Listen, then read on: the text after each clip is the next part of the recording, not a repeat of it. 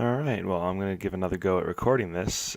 This is going to be a series of Let's Plays on the new Need for Speed game. I wanted to pick a game and kind of just track my full playthrough of it as part of my Let's Play series, and I've chosen Need for Speed just because I feel racing games are something that I can play without really paying too much attention to what I'm doing. I mean, obviously, you've got to look at the the scenery ahead of you and look at the course and everything, but there shouldn't be a lot of text to read, decisions to make, stuff like that. So I think that would lend itself well to a Let's Play series. Now, the problem with this is I recorded about 30 odd minutes of footage in 3 videos for this series to get started. And of course, I failed to turn my microphone on while recording this. So I ended up with 3 videos with no audio track. So I should say no commentary track. So anyway, rather than completely scrap the 3 videos and start over, I figured I might as well just take the footage I already had and just overlay commentary after the fact, just to at least make use of the videos I already had. And because I really don't feel like starting the whole series over again, I haven't made too much progress, but I don't feel like it's really necessary, especially where mostly I've just watched cutscenes up to this point. So anyway, waiting for the game to load. I don't recall it taking this long, but apparently it did. It's a nice little shot of the controls, pretty basic racing game controls.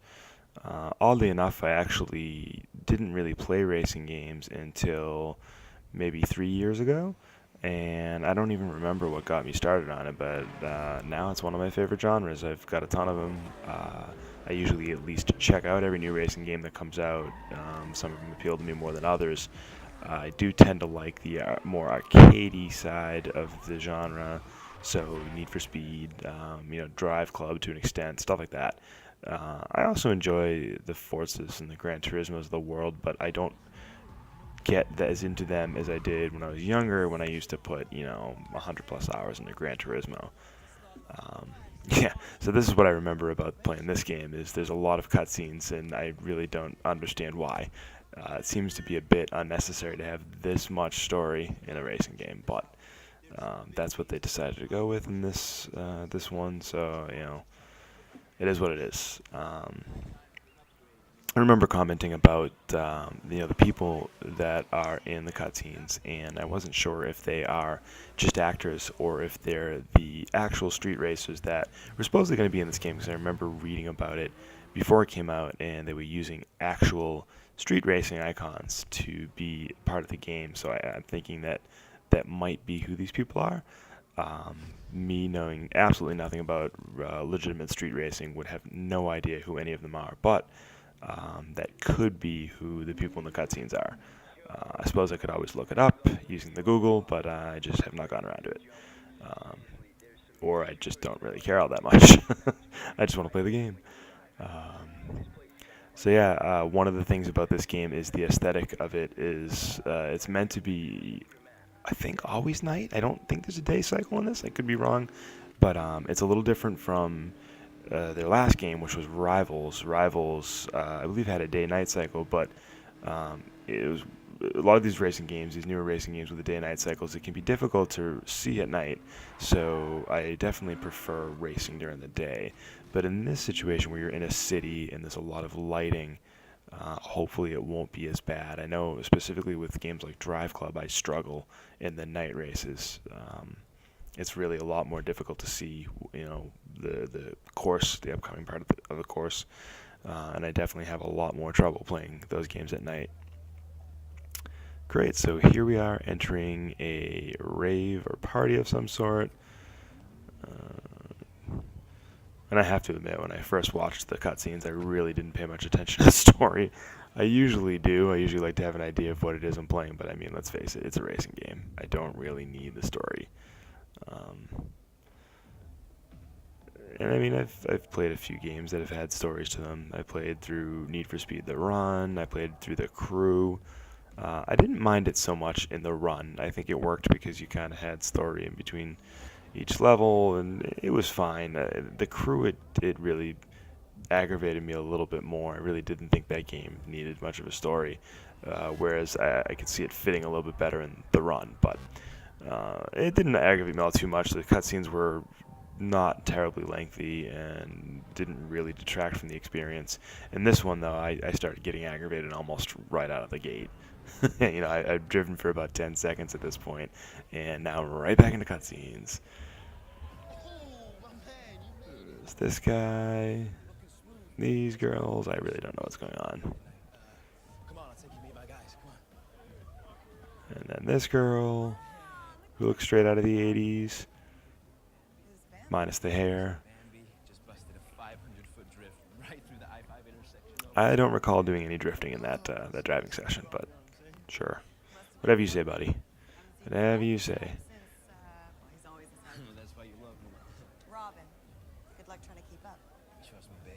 It is kind of funny the style they decided to go for this whole first-person perspective, where they make it look like all the actors are actually talking to you. That's interesting. Reminds me of Sega CD games, kind of, but with much better quality video, of course. And she's flipping it off. Great. Fantastic. Wonder if they have to give the game a mature rating for that.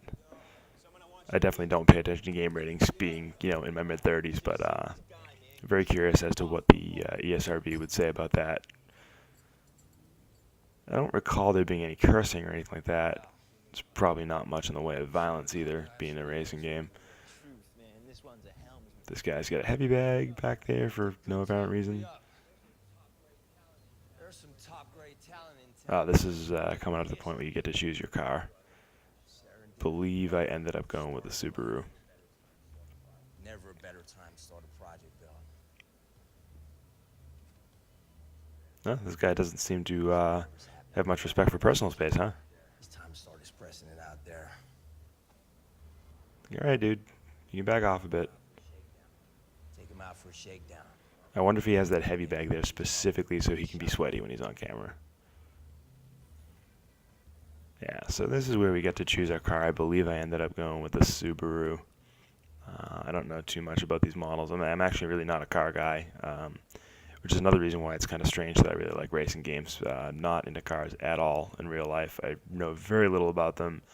But again, I just like the gameplay loop for these games. It's something you can pick up and pick quickly. You can play them while having other things going on in the background. It's just I guess it's just an easier type of a game to play while doing other things.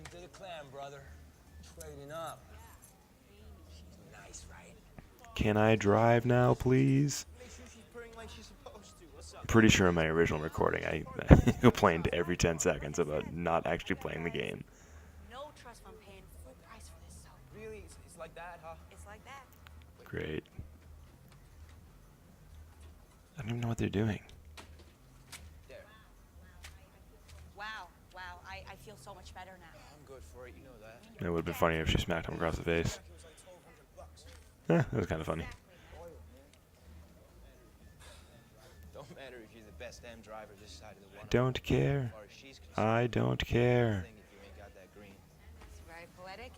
Do not care.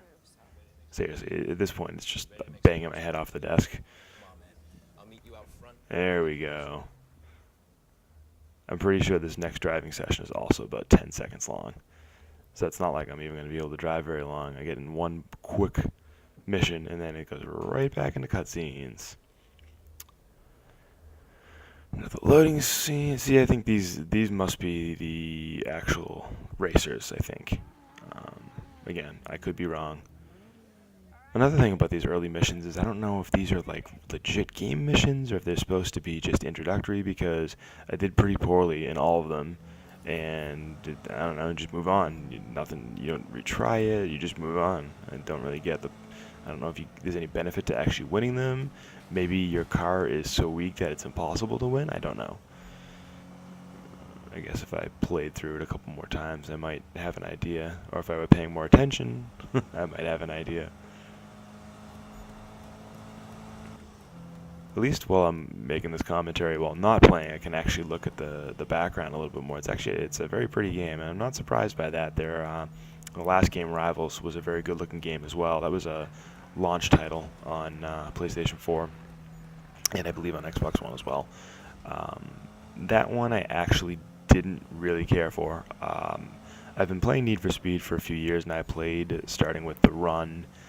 Then I backtracked and I bought Hot Pursuit, and I really liked that. I loved Most Wanted. I actually got the Platinum Trophy in Most Wanted.